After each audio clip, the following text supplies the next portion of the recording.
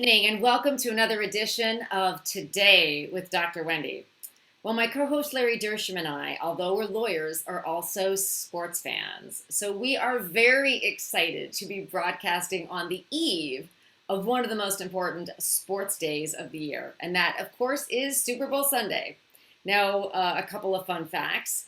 You may already have plans made as to where you're going to watch the big game, what you're going to eat, what you're going to drink. Did you know that according to the internet, which is where we all go for information nowadays, approximately 8 million pounds of guacamole is consumed on Super Bowl Sunday? Good stuff. That's no wonder. And 14,500 tons of chips are apparently, presumably, and reportedly eaten along with that guacamole. Although I don't know about you, Larry. I think guacamole goes on everything, It does. as does ketchup. Maybe that'll be another segment. But this Super Bowl Sunday game is also of the 10 most watched television programs of all times. When you look at that breakdown, 9 of them happen to be Super Bowls. So we already know that. We know it is a beloved and affectionately remembered game for almost everybody listening, whether you even know who's playing or not. I mean, I know people that love the game, love getting together with friends and fans and all the rest of it, regardless of who is playing, whether their team's in it or not. Now, one of the issues this year that has many people talking is everybody wants to have an enjoyable Super Bowl Sunday, but the authorities and the health officials don't want it to be Super Spreader Sunday. So, in order to ensure a safe and fun, safe and sensational, I often say, Super Bowl Sunday, they have barred, at least in some counties, in Los Angeles County, they have not allowed these large screen TV events to be played tomorrow. So here is what they were looking at. They have allowed, of course, in LA, we've heard about this, you can eat outside at 25% capacity, but are forbidden from watching television while doing so. Here is the rule. Televisions or any other screens that are used to broadcast programming must be removed from the area or turned off, according to the order. And of course, it's effective until further notice. Now, we can imagine the rationale behind an order like that, because sure, you can say we'll allow patio dining, but everybody is like crammed in like sardines. That would completely negate the reality and the effect and the intention of these social distancing regulations to begin with. So this is something that sports fans in LA are not pleased about because it's more fun, many of them say, to watch with others. Even though they may love their families, there's nothing quite like the excitement of a crowd, and that's why so many sports bars always make so much money on Super Bowl Sunday. So, I mean, with that in mind, you got to wonder whether or not you know who's even playing in the game. Larry, let me offer you two options: the halftime show or the commercials. I definitely take the commercials. I really enjoy those. And a lot of times I hate to admit this, I miss watching the Super Bowl. I just don't get around to doing it, but I always like to pick up on the commercials afterwards. They're so clever. And the amount of money they pay for that 1 minute or however long it lasts, they really put in a lot of effort. And they're so clever and funny usually. So I love the commercials. I would take that over the halftime show any day. Okay, because you know the halftime show, obviously it's always good, but you are correct that commercials have a little bit of something for everyone, given the fact that there are so many of them, and like you say, they are so clever and witty. Good stuff. But speaking of good TV, don't we have an impeachment trial coming up this week that I can imagine lots of people will be watching? We do, Wendy, and I call it the impeachment show trial, just like the Super Bowl is kind of a show. This is a show trial, in my opinion. In a way, it's dead on arrival. It was brought over to the Senate from the House after they deliberated. I can't believe this. It took them so long. It took them 8 hours to deliberate. And they didn't present, I don't think, a scintilla of evidence. It was mainly just speaking, just people talking about why the president needs to be impeached. To me, it's a distraction. First of all, there was no due process. The 8-hour impeachment proceeding, it violates the due process clauses of the Fifth and the 14th Amendment. Just on its face, it does. And what was interesting about that, Wendy, Eric Swalwell was named as the manager of the second impeachment. I guess he has some extra time on his hands between serving on the House Intelligence Committee and romancing a communist spy, Fang Fang, who's now fled the country. Guess he has some extra time to work on that. Well, And speaking of time, Larry, one thing that people are questioning is, was it a rush to judgment, or was it something that maybe should have been both begun and completed before the president left office? Because this impeachment trial really brings up two issues: merits and math. Now, merits, I don't mean what the president did or didn't say or the storming of the Capitol. I mean the merits of having an impeachment trial seeking to remove a president that is no longer in office.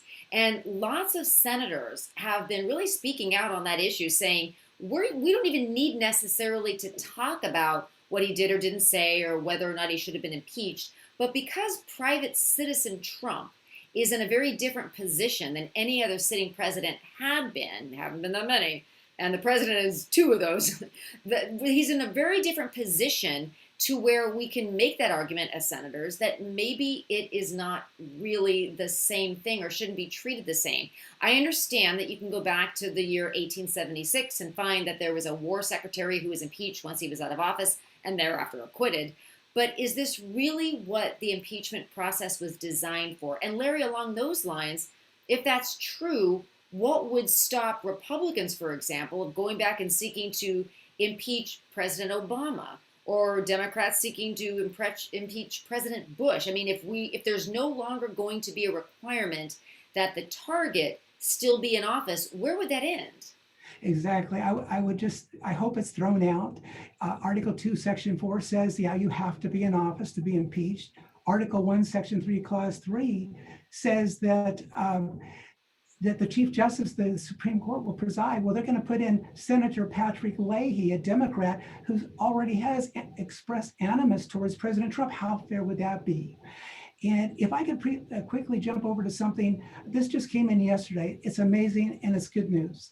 The Supreme Court of the United States is going to allow the churches in California, this is a California kind of a specific ruling, to you cannot block indoor services. Now, what they didn't address though, Wendy, is they still can have like requirements. You can only have so many people in a building of a certain size, and you can't sing or chant. Now, I don't know how they're going to enforce that, but again, that is a win. Now, what's important about that, the Chula Vista Church, Bishop Art Hodges was one of the litigants in that case, and his attorney, Chuck Lemandry, is the same amazing attorney that saved the Mount Soledad Cross. So bless those guys. The other church was in Pasadena. It was the Rock Harvest Fellowship Church, I think, in Pasadena. And so that's good news for everybody. Well, it's interesting you bring up Chuck Lemandry. You and I had him on our show, and he did great. And you're right, he was involved also in the Mount Soledad Cross. How are they going to enforce singing and chanting? Probably the same way they're going to enforce people on their private devices yelling and screaming tomorrow during the Super Bowl. That brings up one of the things that courts have been asking about is show me the nexus, show me the connection between the social restrictions, the mandates, the recommendations, best practices, whatever you want to call them, and the actual risk that is provided. Now, one distinction, and this is just fun for us as lawyers, it's almost academic, but it's also practical. When you have, let's say, 100 people crowded under a canopy, outdoor dining at a public restaurant, public sports bar, yelling and screaming, and they're there for a long period of time, they're drinking, maybe they're not being as cautious as they should be, they have no masks, maybe they're in a little different position than parishioners and worshipers that go to a place of worship and are there for an hour, who are seated, standing, but stationary, and are singing and chanting from that perspective. I mean, isn't that different? It's totally different. And I think one time a music reporter asked me, well, what about the older people who go to church? I tell you, the churches I go to, they tend to be on the younger side. I think the older people tend to stay home and watch and so forth. I just think the whole distinction. Well, we have to define older nowadays, Larry. I would say we have to be careful with that. We're talking about over 35 for our listeners. Exactly. And if I could just maybe get this in too before we go to the second segment of our show, to me, the biggest thing that's going on right now, Wendy, the thing that weighs on my heart the most is voter integrity. And that is so huge.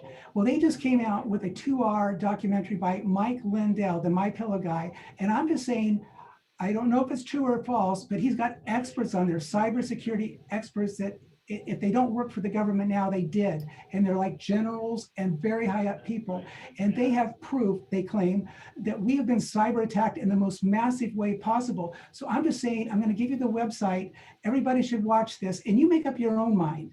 It's Michael J. Lindell, Lindell.com. Michael J. Lindell, Lindell.com, and just watch it and make up your own mind. And I just say, if he's not telling the truth on that, then let them come up and rebut that. Yeah, and I think that actually, it's I like the way you phrase it, make up your own mind, because as lawyers, Larry, you and I both know, I mean, every story has two sides. That's why we have courts. That's why we have courtrooms. That's why we make sure that we don't judge cases in the court of public opinion. And it's a wonderful thing that we live in a day and age where we don't have to give opinions. We can just direct people to where they can gather information to make their own conclusions and their own opinions, just like you and I are used to doing in a court of law as opposed to the court of public opinion. Ironic that it's easier to do so in a court of law. But along those lines of making up your own mind and your own opinions, we have a very interesting guest that we're going to welcome in on the second half. We know you're not going to want to miss this because it actually involves somebody, a well-known political person, who switched parties after his party changed so much that he actually had to do what most politicians never do. So folks, don't touch that dial. We will be back in a flash. You're listening to Today with Dr. Wendy. Today with Dr. Wendy. I'm Wendy Patrick. So we live in a day and age where not only are we sports fans and television fans and experts at mask wearing and all the different things that characterize modern society, one of the other things that characterizes the world in which we live is a political climate where we have divisions, where we wish we didn't. We wish we were far more united than divided. And we have deeply held beliefs, some of which are deeply entrenched and have been for years. However, within that environment, that socioeconomic political environment, we still have people who decide to make dramatic mindset shifts. We have prominent examples, and we have had prominent examples throughout the year, but we actually have a prominent example on the line with us today. Larry, who is our guest. Today, Wendy, privileged to have with us Representative Vernon Jones. Mr. Jones served as a state representative in the Georgia House of Representatives from 1993 to 2001, and then again in 2017 to 2021. He was also the Chief Executive Officer of DeKalb County, Georgia, from 2001 to 2009, and he was a member of the Democratic Party until, I guess, last month, when he switched his party affiliation to Republican in January of 2021. So welcome to the program, Vernon.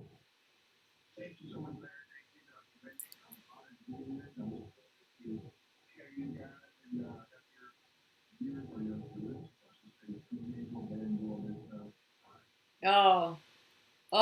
Well, thank you so much for joining us. And Vernon, I understand you grew up in a big family. So with brothers and sisters, I think you had, 4 brothers and 1 sister. I'm probably guessing you learned about democracy at home in the way in which you related to all of your siblings and your family members. So with that background, which no doubt involved negotiation and compromise and everything else that goes along with growing up in a big family, what then made you want to join the Georgia legislature?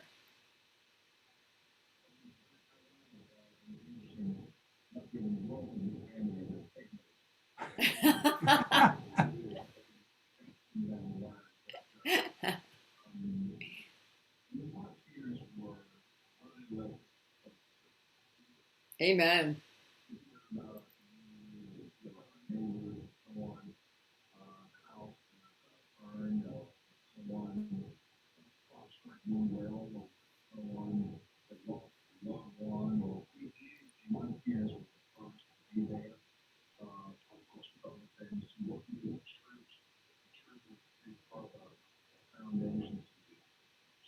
Be involved, showing love, showing respect. It's like we share each other's label. Our family have another father, that father's family have us, and so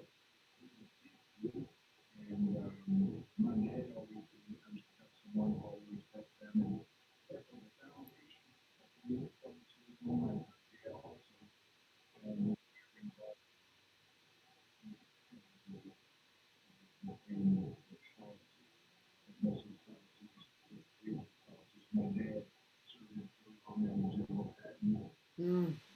Wow.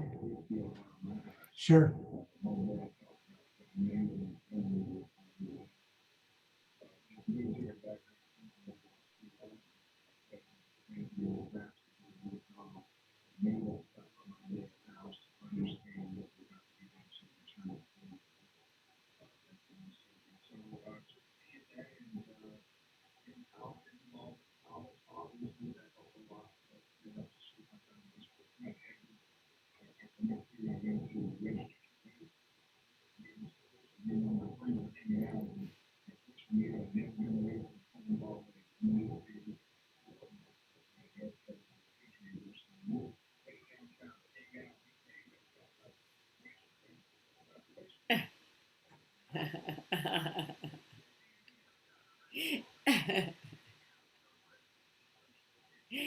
Oh.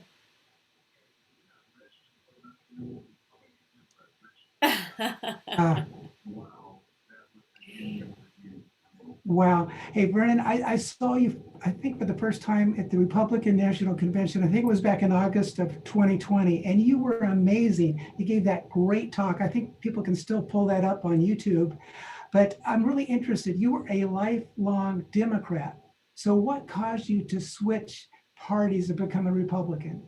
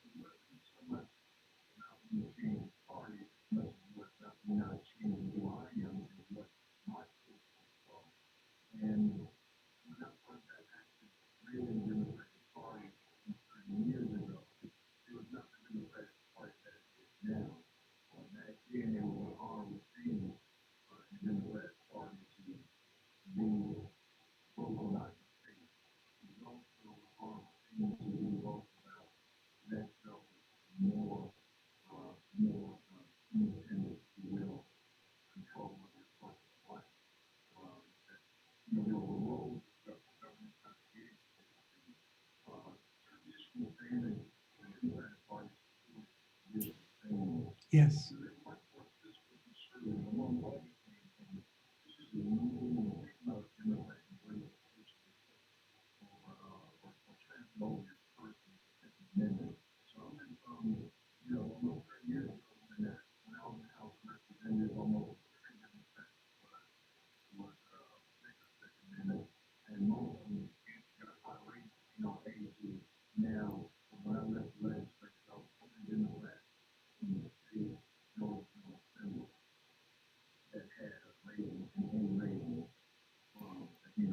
Wow. You It's know good. that that's such a good, it's really a great point that you made right at the beginning about, you talk about switching jerseys, but really the job of the legislatures, the lawmakers, should be to find that common ground and sort of move the ball forward. And we're all talking football since tomorrow's Super Bowl, and to even the playing field. I promise that's the last one. But when you look at all of the comments you just made, sort of from a broader perspective, isn't there a way in which Congress can actually focus on the things that unite us? I mean, how many American families don't talk about the big ticket issues, the kitchen table issues, jobs, healthcare, coronavirus, vaccines? Not everybody wants to take a vaccine. All the ways in which we are exactly the same in terms of caring about ourselves, our family, and our future. Why, in your experience, and maybe you actually do have some plans in this regard for your own future, how can we advance as more of a unified team, regardless of what color jersey we wear?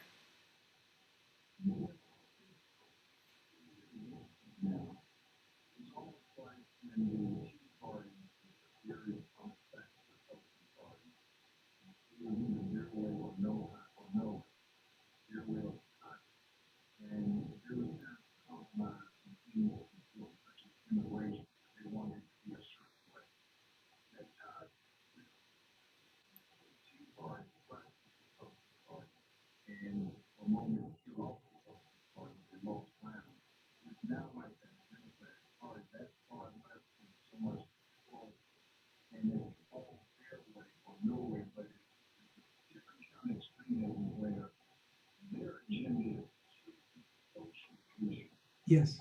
and not anticipating it. In other words, you know, whether or not now you now what you address someone as a brother or mother, father, they want you now to refer to each other as siblings or parent or guardian. Your identity of politics now is just it is referenced so much where there is attack on you because that's your name. You know who you want to be. You know, I don't know who you want to be, but it's to a point where if you're not a certain skill, you're not referred to a certain way. You know, I am a lady, and that's what I see from the house over to our platform. I'm afraid of. We talk about this Black Lives Matter again. They want to talk about Black Lives Matter. But all lives don't matter to Black Lives Matter. Any Black lives not matter to Black Lives Matter. Exactly. The same agenda is function. Law. That's not good. Yes. That is not.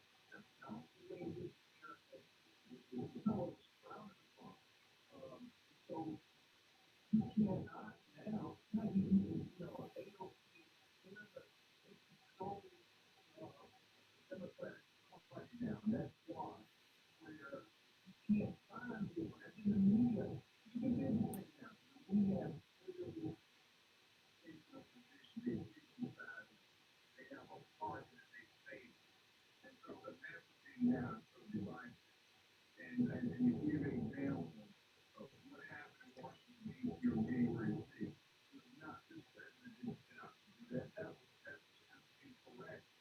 And the president said, all the words that you're using, when you put on the other hand, when you saw next on AOC or Harvard, who Joe Biden, we have a lot of Black Lives Matter in Cuba, they were burning property in several courthouses and police stations. Over 26 people, or really 26 people killed, including young children. Yeah. That's not like a police officer or Andrew. And it's not in their word.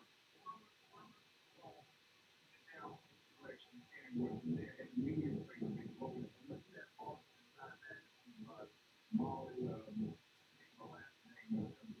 Yeah, Vernon, this is excellent. Sadly, we got about 5 seconds left. I want to use that to thank you for joining us and sharing so much of your personal experiences with us and our listeners. I could listen to you all day long, and Larry and I would love to have you back. So thank you so much for joining us.